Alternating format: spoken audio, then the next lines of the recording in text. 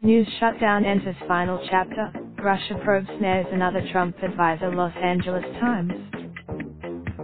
Ever since his party's loss in November's midterm elections, the dominant storyline in Washington has been walls closing in on President Trump. This week ends with the walls tightening on two fronts: the government shutdown and the Russia investigation.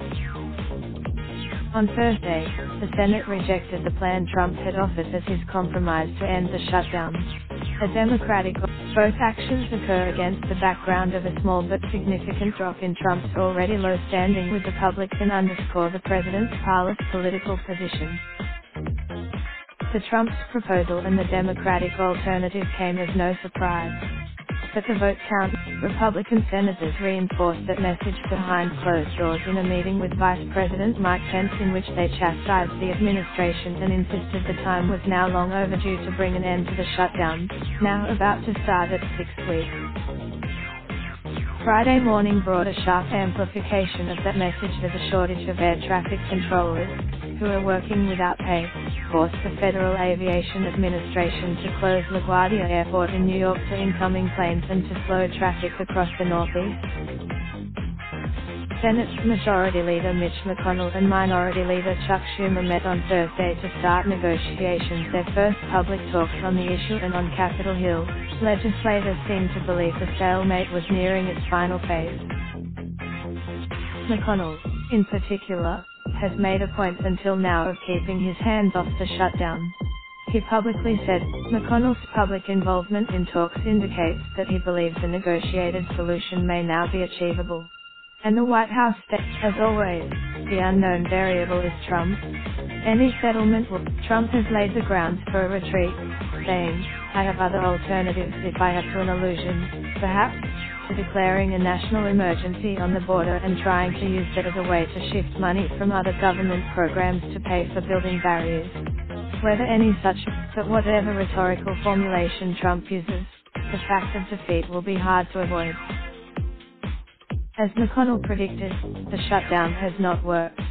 Democrats have made the longer the shutdown has gone on, the more the public has seen it as a serious problem and has blamed Trump for it, again contradicting what White House officials had predicted. Fox News poll voters see shutdown as bigger problem than border situation. Diana Blanton, Fox News details. Early in the week, saying she was acting irrationally. By midweek, when the shutdown began, the Real Clear Politics average of polls showed the public with a negative view of Trump's job performance, 43% approving, 52% disapproving. By the end of this, that's not a huge shift. Americans' views of Trump are so firmly entrenched that his numbers never move a lot, but it puts him back near his all-time low and puts his standing below where it was on Election Day in November, when his party lost 40 seats in the House. Exactly how the standoff will be resolved remains unclear, but as government workers braced for a second missed paycheck on Friday, the end seemed to be coming into sight. The end is here yet for the Mueller investigation.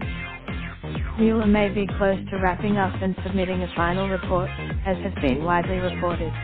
But Friday's, as Chris Medjeri reported, the charges against Stone had been repeatedly forecast by the defendants, among others. So the accusation, what stood out in the indictment was statements showing that Mueller's investigators had evidence of high-level Trump campaign interest in WikiLeaks and its publication of emails that Russian agents had stolen from Democratic campaign files. A senior Trump campaign official was directed to contact Stone about any additional releases by WikiLeaks, the indictment said, without identifying either the senior official or who directed him. That's not evidence of criminal conduct, but it ties the campaign more directly to WikiLeaks. By doing this, Stone's arrest was the second major eruption of news on the investigative front this week. On Wednesday, House Democratic leaders responded with suggestions that they might issue subpoenas to Cohen and with warnings to Trump not to try to intimidate witnesses.